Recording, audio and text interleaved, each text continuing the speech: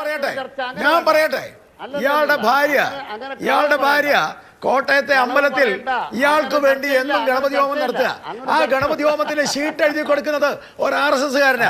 ഇയാളുടെ പേരിൽ എഴുതി കൊടുത്ത ഷീറ്റ് എന്റെ കയ്യിലുണ്ട്. ഞാൻ വേണം നിങ്ങൾക്ക് കാണിച്ചു തരാം. നിങ്ങളുടെ ഭാര്യയുടെ അച്ഛനാണ് ആ ക്ഷേത്രത്തിന്റെ ചെയർമാൻ. ഭാര്യയെ കൊണ്ട് ഗണപതി ഹോമം നടത്തിക്കുക, എന്നിട്ട് ചാനലിൽ വന്നിട്ട് ഗണപതി മിത്തല്ല ഒന്നുമല്ല എന്ന് പറയുന്ന കാപട്യമല്ലേ നിങ്ങളുടെ പാരമ്പര്യം? അതിനപ്പുറം കേട്ടില്ലേ?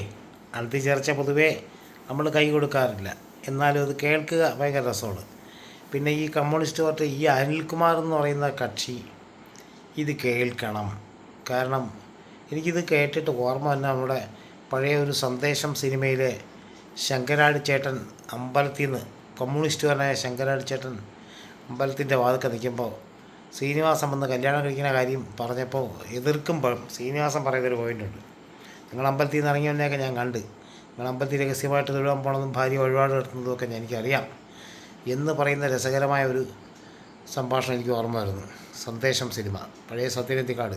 എത്ര കറക്റ്റാണെന്നറിയാം. രാഷ്ട്രീയക്കാരെ മുഖം മൂടി വലിച്ചു കയറുന്നൊരു സിനിമയാണത്. പരിപ്പുടെയും ചായയ്ക്കും വേണ്ടി മാത്രം കമ്മിറ്റി കൂടുന്ന ഒരു രാഷ്ട്രീയ നിലവാരമാണ് കമ്മ്യൂണിസ്റ്റ് പാർട്ടിയുടെ എന്നുള്ളതാണ് അത് ഈ കാണിക്കുന്നത്. അപ്പോൾ ഈ പറഞ്ഞു വന്ന ഇതാണ്, ഈ അനിൽകുമാർ എന്ന് പറയുന്ന കക്ഷി ചാനൽ ചർച്ചകളിൽ പിണറായി വിജയന് വേണ്ടി ബഹുദൂരം നുണ പറയുന്നൊരു കക്ഷിയാണ്. അത് ഗോപാലകൃഷ്ണൻ പറയുന്ന, അഡ്വക്കേറ്റ് ഗോപാലകൃഷ്ണനാണ്. പുള്ളി പറയുന്നത് യാഥാർത്ഥ്യം തന്നെയാണ്. പിന്നെ ഈ വഴിപാട് നടത്തുന്നതിൻ്റെ കാര്യത്തിൽ ഗോപാലകൃഷ്ണൻ പറയുന്നതിൽ ഒരു തെറ്റും കാണില്ല. കാരണം ഈ അനിൽകുമാറൊക്കെ അന്ന് എനിക്കിപ്പോഴും പറയുന്നുണ്ട്, ഗണപതിയെക്കുറിച്ച് മിത്താണെന്ന് പറഞ്ഞ ന്യായീകരണ തൊഴിലാളിയാണല്ലോ. അന്ന് അനിൽകുമാർ പറഞ്ഞത് ശരി തന്നെയാണ്, എനിക്കും ഓർമ്മയുണ്ടത്. അനിൽകുമാർ പറഞ്ഞ അത് ഇപ്പോൾ ഗോപാലകൃഷ്ണൻ അത് ഈ വേദിയിൽ പറഞ്ഞത് നന്നായി. കാരണം അനിൽകുമാറിൻ്റെ പേരിൽ എന്നും ഗണപതി ഹോമം നടത്തി അർച്ചനയും പുഷ്പാഞ്ജലിയൊക്കെ നടത്തി പ്രാർത്ഥിച്ചാണ് വീട്ടുകാർ കൊണ്ടു നടക്കുന്നത്. ഇത് അനിൽകുമാറിന് അത് ചെയ്യാം. രഹസ്യമായിട്ട് വീട്ടിൽ ചെന്ന് പൊട്ടും തൊട്ട് പുറത്തിറങ്ങാൻ നേരത്ത് പൊട്ടും മാച്ചിട്ട് ഇറങ്ങണ മോനാണ്. അതുകൊണ്ട് സംഗതിയൊക്കെ ശരിയാണ്. പണ്ട് EMSൻ്റെ ഒരു കഥയുണ്ട്. EMSനെ കുറിച്ച് പറയുന്നത് ഇങ്ങനെയാണ്, വിശ്വാസമൊന്നുമില്ല, പക്ഷേ വീട്ടുകാർ ഭയങ്കര വിശ്വാസിയാണ്, വീട്ടിൽ പൂജാമുറിയും പ്രാർത്ഥനയൊക്കെ ഉണ്ട് എന്ന് കേട്ടിട്ടുണ്ട്. അതുപോലെയാണ് ഇവിടുത്തെ പല കമ്മ്യൂണിസ്റ്റുകാരും. അത് തന്നെയാണ് സത്യം. പല കമ്മ്യൂണിസ്റ്റുകാരും ഭയങ്കര വിശ്വാസികളാണ്, ഭയങ്കര ദൈവവിശ്വാസികളാണ്. പക്ഷേ അവർ പുറത്തിറങ്ങി കഴിഞ്ഞാൽ ദൈവത്തിനെതിരെ പറയുള്ളൂ. ദൈവം അവർക്ക് പാടില്ലെന്നാണ് പറയുന്നത്. അത് യാഥാർത്ഥ്യം തന്നെയാണ്.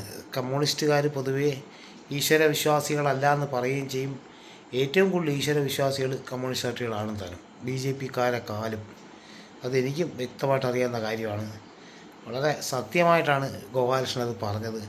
അതുകൊണ്ടാണ് ഇങ്ങനൊരു വീഡിയോ എടുക്കേണ്ടത്. അനിൽകുമാർ എന്തായാലും ഒരു തരത്തിൽ വലിച്ചു കയറി അടുപ്പി തേച്ച് അല്ലെങ്കിൽ ഒട്ടിച്ചെന്ന് പറയും. അനിൽകുമാർ പിന്നെ ബബ്ബാക്കുന്നതാണ് അടുത്ത സീനുകളിൽ. ഞാനത് എടുത്തില്ലെന്നേ ഉള്ളൂ.